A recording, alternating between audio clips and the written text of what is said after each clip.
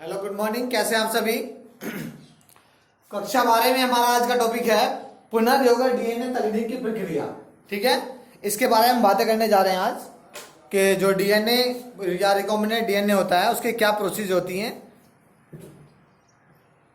या क्या तकनीक होती है। ठीक है, तो पहला इसमें जो यदि हम बात करें जनरली तो इसके 4 पॉइंट्स होते हैं या 4 स्टेप में प्रोसीजर पूरा होता है, 4 प्रक्रिया होती हैं। जैसे पहला है हमारा फर्स्ट पॉइंट है इसमें, पहला डीएनए विलगन या पृथक्करण।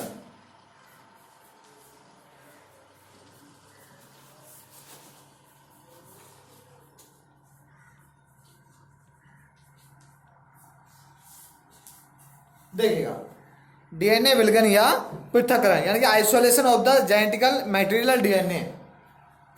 होता क्या है, इसमें कुछ पॉइंट्स हैं, क्लियर कराते हैं आपको। जैसे देखिए, कल भी बातें की थी इसके बारे में हमने। तो इसमें होता है कि वांछित डीएनए जो वांछित जीन होता है हमारा या डीएनए वाली कोशिकाओं का चयन करके उसका लयन यानी कि लाइसिस किया जाता है। ठीक है, जिससे उसका डीएनए या गुणसूत्र बाहर निकल आते हैं। पहला जो प्रोसीजर होता है, स्टेप बाय स्टेप करते चलेंगे इसको कि प्रोसीजर में क्या क्या चीजें होती हैं। देखिएगा, पहले आपको बताया मैंने कि वांछित डीएनए या जीन वाली कोशिकाओं का चयन, उनका लयन का मतलब लाइसिस किया जाता है, उनको किया जाता है, जिससे उनका डीएनए क्या होता है या गुणसूत्र बाहर निकल आते हैं। ठीक है, दूसरा पॉइंट है इसमें, इसके लिए वांछित डीएनए कुछ कोशिकाओं को लाइसोजाइम जीवाणु, इसके लिए जो वांछित डीएनए होता है, डीएनए युक्त कोशिकाओं को लाइसोजाइम जीवाणु, सेलुलेज यानी कि जो प्लांट सेल में पाई जाती है, वह काइनेटेज जो हमारे कवक होते हैं, काइनेटेज एंजाइम से संसाधित किया जाता है। ठीक है, अगला पॉइंट है, डीएनए को हिस्टोन प्रोटीन व आरएनए से अलग करने के लिए प्रोटीएज तथा व राइबोन्यूक्लियेज में उपचारित किया जाता है। तीसरा स्टेप है। नेक्स्ट है, शोधित डीएनए को अवक्षेपित करने के लिए द्रुत शीतित एथेनॉल मिलाया जाता है। यानी कि कहने का मतलब ये है, ये जो प्रोसीजर है आपको बताया जैसे हमने अभी कि लाइसोसोम हो गया, सेलुलोज होगा, काइनेटेज हो गया, एंजाइम द्वारा उनको क्या किया जाता है, संश्लेषित किया जाता है, जिससे हमारा जो डीएनए होता है वो पृथक हो जाता है, अलग हो जाता है। ठीक है, अब जब डीएनए अलग हो गया हमारा, तो दूसरा पॉइंट क्या था हमारा, ये तो हो गया हमारा डीएनए अलग करने का प्रोसीजर या पृथक करने का प्रोसीजर हो गया। अब नेक्स्ट पॉइंट जो आता है डीएनए का खंडन या डीएनए को विशिष्ट स्थानों पर काटना।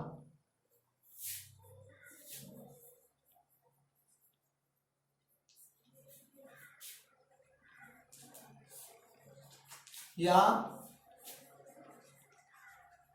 डीएनए को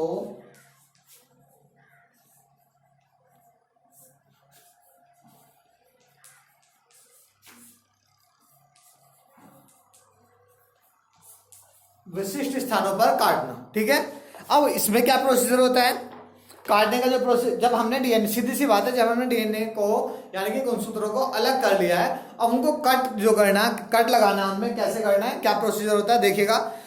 अब काटने का तरीका क्या होता है, मैंने आपको पहले बताया था कि जो हम डीएनए को काटते हैं तो उसमें एक एंजाइम होता है। सबसे पहले मैंने आपको एंजाइम ही पढ़ाया था, कौन सा होता है, प्रतिबंधन एंजाइम। ठीक है, रिस्ट्रिक्शन एंजाइम के बारे में बातें की थी, तो इसमें भी यही दिया हुआ है कि प्रतिबंधन एंजाइम को शोधित डीएनए अणु के साथ इष्टतम परिस्थितियों में रखा जाता है।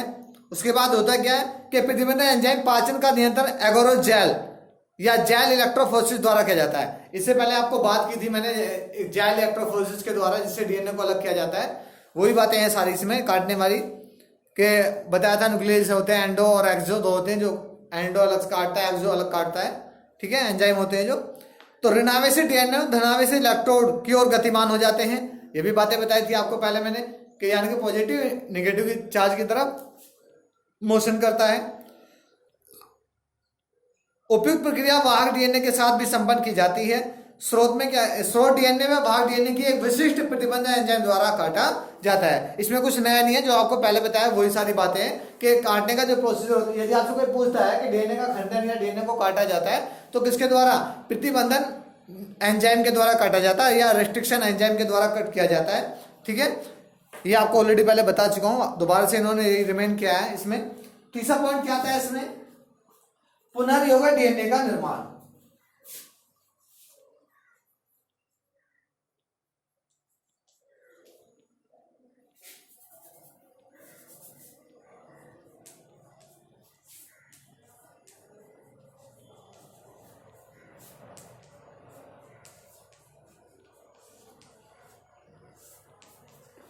पुनर्योग डीएनए का निर्माण। देखिएगा इसमें क्या होता है, स्रोत डीएनए के कटे हुए वांछित डीएनए खंड को लाइगेज एंजाइम की सहायता से वाहक के साथ जोड़ा जाता है। ये बातें पहले भी हो चुकी हैं कि जब हमने बताया था आपको कि डीएनए का जब रिकॉम्बिनेंट डीएनए का जब निर्माण किया जाता है तो वांछित डीएनए जो हमारा स्रोत डीएनए होता है, स्रोत डीएनए से कटे हुए वांछित डीएनए को लाइगेज एंजाइम द्वारा, यानी कि जो एंजाइम जो काटने का कार्य कौन सा एंजाइम कर रहा है, प्रतिबंधन एंजाइम कर रहा है, और उसको जोड़ने का कार्य कौन कर रहा है, फिर लाइगेज एंजाइम द्वारा जोड़ा जा रहा है। ठीक है, कैसा जोड़ा जाता है, अगला आगे दिया इसमें, वाहक एवं वांछित डीएनए खंड के जुड़ने से पुनर्योग डीएनए का निर्माण होता है। यानी कि कहने का मतलब क्या है कि वांछित जब हमारा जो वाहक एवं वांछित डीएनए खंड के जुड़ने से क्या होता है, यानी कि जब हम डीएनए जुड़ जाता है लाइगेज एंजाइम द्वारा तो कौन सा डीएनए तैयार हो जाता है, रिकॉम्बिनेंट डीएनए या संकर डीएनए या हाइब्रिड डीएनए तैयार हो जाता है, हाइब्रिड बोलते हैं जिसको। ठीक है, अब बात करें हम एक पॉइंट है इसमें, इसी में पीसीआर विश्लेषण होता है। पीसीआर होता क्या है, देखिए उसके बारे में बातें करेंगे आप, यानी कि पॉलीमरेज चेन रिएक्शन।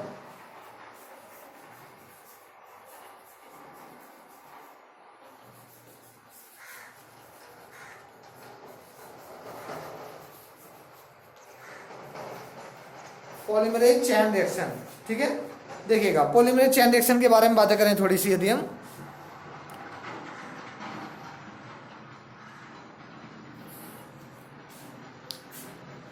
इसमें होता है क्या है कि पॉलीमरेज श्रृंखला अभिक्रिया या पीसीआर का जो विकास किया था कैरीमुलिस ने 1985 में, यानी कि एक साइंटिस्ट थे कैरीमुलिस,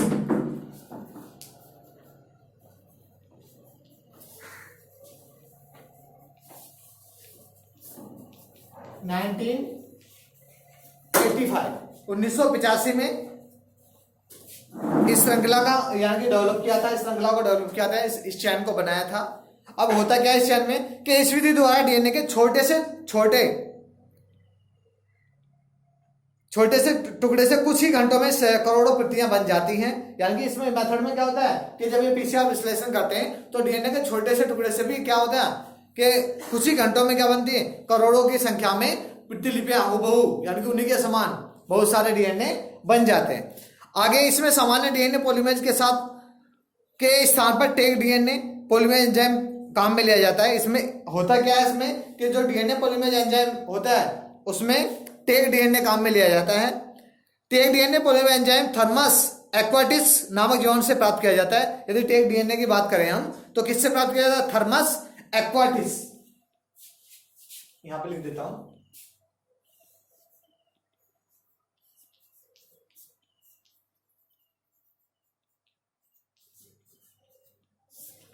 थर्मस एक्वाटिस नामक जीवाणु से प्राप्त किया जाता है। यह एंजाइम ताप स्थायी होता है। ठीक है, यदि आगे बात करें इसके बारे में तो यह एंजाइम 72 डिग्री पर अत्यधिक सक्रिय रहता है तथा 90 डिग्री पर भी यह सक्रिय बना रहता है। यानी कि कहने का मतलब क्या है कि इसे यदि हम इस एंजाइम की बात करें तो 72 डिग्री से 90 डिग्री तक ये एक्टिव रहता है, डेड नहीं होता है, मरता नहीं है डिग्री सेंटीग्रेड पर। टेक डीएनए पॉलीमरेज एंजाइम व उपकरणों को दो समुच्चय द्वारा वांछित डीएनए की अनेक प्रतिलिपियां बनाई जा सकती हैं। नेक्स्ट है, यह पॉलीमरेज एंजाइम जीनोमिक डीएनए को टेम्पलेट सांचे के रूप में काम में लेकर न्यूक्लियोटाइडों का उपयोग करके उपकरणों को आगे बढ़ाते हैं। यह प्रक्रिया बार बार दोहराकर लगभग 1 अरब डीएनए प्रतिरूप बनाए जा सकते हैं। कहने का मतलब कि यदि हम इस प्रोसीजर को पीसीआर विश्लेषण की बात करें तो इसमें क्या होता है, इसमें एक डीएनए के छोटे टुकड़े से हम करोड़ों की संख्या में क्या बना लेते हैं, डीएनए बन जाते हैं। जब डीएनए बन जाते हैं तो उससे क्या होगा, डीएनए की संख्या अधिक हो जाएगी। और यह होता किसके द्वारा है, हमारा जो बैक्टीरियल होता है थर्मल एक्वाटिस उसके द्वारा होता है। ठीक है,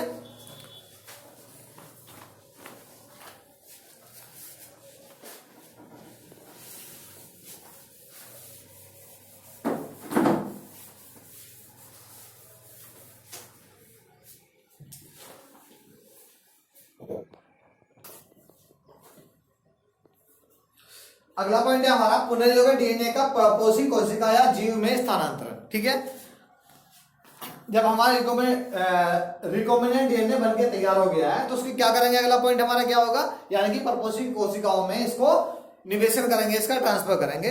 तो होता क्या है उसमें, जब ग्राही कोशिका पुनर्योगी डीएनए को ग्रहण करने में सक्षम हो जाती है तो किसी भी उपयुक्त विधि द्वारा ग्राही या प्रपोषित कोशिका में डीएनए को प्रवेश कराया जाता है। मैंने आपको इससे पहले बहुत सारी विधियां बताई थी, कल की वीडियो में बात की थी इन मेथड के बारे में, विधियों के बारे में या प्रोसेस के बारे में।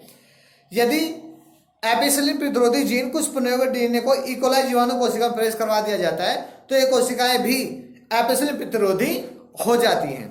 इन कोशिकाओं को एपिसिलिन युक्त एगार प्लेट पर फैलाया जाता है तो रूपांतरित कोशिकाएं वृद्धि करती हैं तथा अरूपांतरित कोशिकाओं की मृत्यु हो जाती है। रूपांतरित कोशिकाओं का चयन किया जाता है, यहाँ एपिसिलिन प्रतिरोधी जीव को वरण योग्य चिन्ह कहते हैं। ठीक है, ये सारी बातें अलग ही हो चुकी हैं, फिर भी आपको रिवाइज करा रहा हूँ एक प्रकार से मेथड के द्वारा, यानी कि प्रक्रम के द्वारा, तकनीक के द्वारा कि क्या क्या प्रोसीजर होते हैं। अगला पॉइंट है, लास्ट का पॉइंट है इसका, कि परपोषी कोशिकाओं का माध्यम में व्यापक पैमाने पर संवर्धन।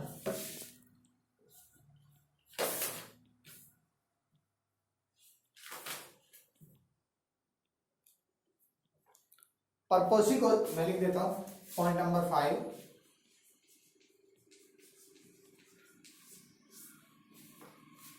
परपोषी कोशिकाओं का माध्यम में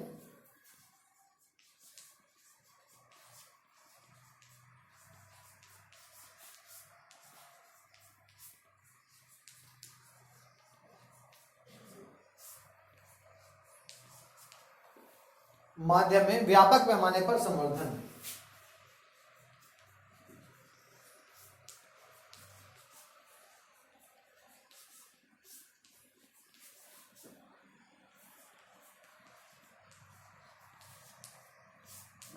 देखिएगा, इसमें क्या होता है कि जो रिकॉम्बिनेंट डीएनए होता है, डीएनए उपस्थित बाहर की जीन उपयुक्त परिस्थितियों में उत्पाद निर्माण के रूप में अभिव्यक्त होती है। यदि कोई प्रोटीन कूटलेखन यानी कि एनकोडिंग जीन किसी विषमजात प्रपोषी में अभियुक्त होता है तो उसे पुनर्योगज प्रोटीन कहते हैं। वांछित जीन युक्त प्रपोषी कोशिका को छोटे पैमाने पर प्रयोगशाला में संवर्धन किया जाता है। इस संवर्धन में विभिन्न तकनीकों द्वारा प्रोटीन का निष्कर्षण या शोधन किया जाता है। ठीक है, आप ये पॉइंट सारे यानी कि पॉइंट टू पॉइंट लिख सकते हैं। नेक्स्ट है, कोशिकाओं की सतत संवर्धन के लिए पुराने पोषक माध्यम को निकालने व ताजा पोषक माध्यम को डालने की व्यवस्था की जाती है। इसमें कोशिकाओं की सक्रियता या संख्या अधिकतम बनी रहती है तथा वांछित प्रोटीन की भी अधिकतम उत्पाद प्राप्त होता है। व्यावसायिक दृष्टि से अधिक उत्पादन के लिए बायोरिएक्टर का उपयोग किया जाता है। आगे बायोरिएक्टर के बारे में बातें करेंगे हम नेक्स्ट वीडियो में। बायोरिएक्टर द्वारा 100 से 1000 लीटर तक संवर्धन का संशोधन किया जाता है। बायोरिएक्टर एक बड़े पात्र के समान है जिसमें सूक्ष्म जीवों, पादप जंतु या मानव कोशिकाओं की सहायता से कच्चे पदार्थ को जैविक रूप से विशिष्ट उत्पादों एवं व्यष्टि एंजाइमों आदि में परिवर्तित किया जा सकता है। बायोरिएक्टर वांछित उत्पाद करने के लिए अनुकूलतम परिस्थितियां जैसे पीएच, आधारीय पदार्थ, लवण, विटामिन, O2 आदि उपलब्ध कराए जाते हैं। बायोरिएक्टर सबसे ज्यादा काम में आने वाला जो विलोडन है, बायोरिएक्टर सबसे ज्यादा काम में आने वाला बायोरिएक्टर होता है। नेक्स्ट वीडियो में बायोरिएक्टर के बारे में बातें करेंगे, किस प्रकार का होता है। ठीक है, तो ये थे हमारे क्या थे, प्रक्रम थे, हमारे प्रोसेस थी, क्या किसके बारे में, पुनर्योगी डीएनए तकनीक की प्रोसेस थी। ये 5 प्रोसेस होते हैं उसमें कि किस तरह से इसको प्रयोग में लाया जाता है या किस तरह से काटा जाता है, किस तरह से जोड़ा जाता है, किस तरह से ट्रांसफर किया जाता है। ठीक है, आज के लिए इतना ही। नेक्स्ट वीडियो में बातें करने जा रहे हैं हम विलोडित हॉज बायोरिएक्टर के बारे में बातें करेंगे कि कैसे एक, हालांकि इसके बारे में थोड़ा सा मैंने जिक्र किया है इसके बारे में। बायोरिएक्टर के बारे में क्या होता है, एक बड़े पात्र के समान होता है। इसमें क्या होता है, जिसमें सूक्ष्म जीवों और पादप या जंतु मानव कोशिकाओं की सहायता से कच्चे पदार्थ को जैविक रूप से विशिष्ट उत्पादों या एंजाइम आदि में परिवर्तित किया जाता है। ये इसका प्रोसीजर होता है और आगे इसके बारे में अधिक जानकारी करेंगे नेक्स्ट वीडियो में। Okay, thank you.